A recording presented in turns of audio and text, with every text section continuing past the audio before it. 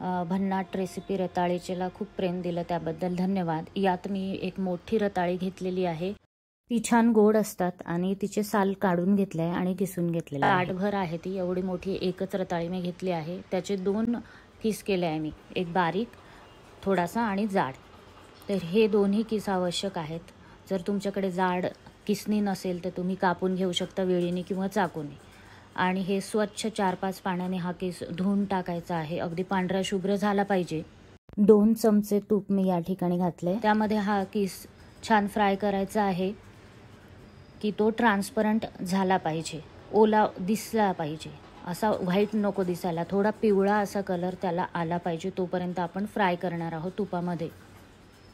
त्यानंतर छानसं फ्राय झाल्यानंतर आपण त्यात टाकणार आहोत 1 कप दूध।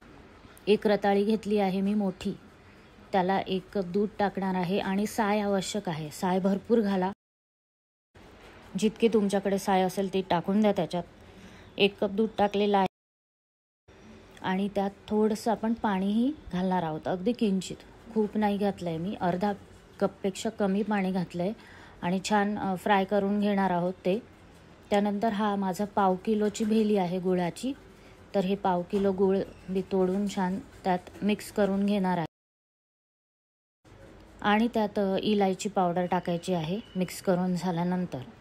जर तुमच्याकडे मसाला दुधाची पावडर असेल तीही टाकू शकता, खूप छान टेस्ट येते। त्याच्यानंतर झाकण ठेवून देणार आहोत आपण 1-2-3 मिनिट आणि झाकण काढल्यानंतर असं दिसेल आणि छान फ्राय करून घेऊ। आणि आपल्याला कोरडा झाला पाहिजे किस, ओला नको, म्हणजे तो पानचट राहणार नाही।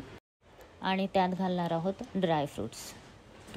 तुम्ही गूळ स्किप करू नका, जर तुम्ही साखर घालणार असाल तर थोडा गूळही घाला, अर्धी साखर अर्धा गूळ, तर गुळाची टेस्ट खूप छान येते। 2 प्रकारचे किस यासाठी की ते मिळून छान येतं। आणि चॅनलला जरूर सबस्क्राईब करा।